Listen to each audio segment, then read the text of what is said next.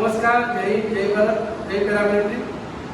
आज रोज अमरा वडोदरा जिला प्रमुख श्री हरिभाई साहेब તેમજ જિલ્લા સમિતિ મહિલા સમિતિ દ્વારા વડોદરા જિલ્લા પેરામિલિટરી સંગઠનની મીટિંગનું આયોજન કરવામાં આવ્યું।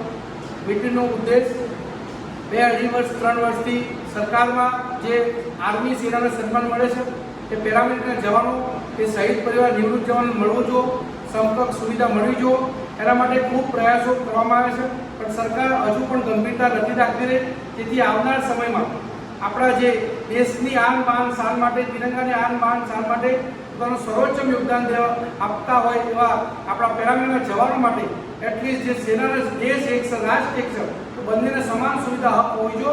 તો એ સરકાર આજે કેન્દ્રમાં પણ બીજેપી સરકાર અને રાજ્યમાં પણ બીજેપી સરકાર છતાં પણ જો આ સરકાર પેરામિલિટરી જવાનો માટે સમાન સુવિધા હક ના આપે તો સરકાર માટે કલંકરૂપ છે। અને એના માટે આવનાર સમયમાં આ પેરામિલિટરી સંગઠન આ રાષ્ટ્રીય અને દેશ હિતનું કાર્ય છે। જે તિરંગાની આન બાન શાન માટે જે જવાનો દેશ માટે પોતાના પ્રાણોની પણ આહુતિ આપતા હોય એ જવાનો માટે એ શહીદ પરિવાર માટે સેનાના જેવી સન્માન સુવિધા હક મળે એના માટે તમામ પ્રયાસો ગુજરાત પેરામિલિટરી સંગઠન કરશે।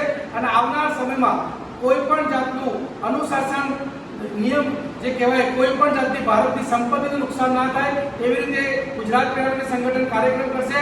પણ કદાચ આ પેરામિલિટરી સંગઠન રાજનીતિમાં જવા નથી માંગતા, પણ આજે અહીંયા આગળ વડોદરાની સમિતિમાં નક્કી કરવામાં આવ્યું છે કે જો સરકાર આપણી વાત ના માને તો વિધાનસભા હોય કે લોકસભા હોય તમામ જગ્યાએ પોતાની વાત રજૂ કરવા માટે કદાચ રાજનીતિનો રસ્તો પણ અપનાવવો પડે।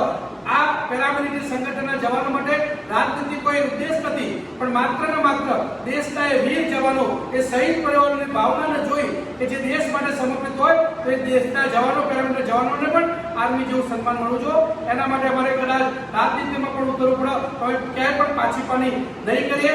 તમામનું સ્લોગન એક જ છે, આખરી દમ તક આખરી સાથ સુધી જ્યાં સુધી પેરામિલિટરીના માન સન્માન સુવિધા હક નહીં મળે ત્યાં સુધી લડતા રહેશું। જય હિન્દ, જય ભારત, ભારત માતા કી જય।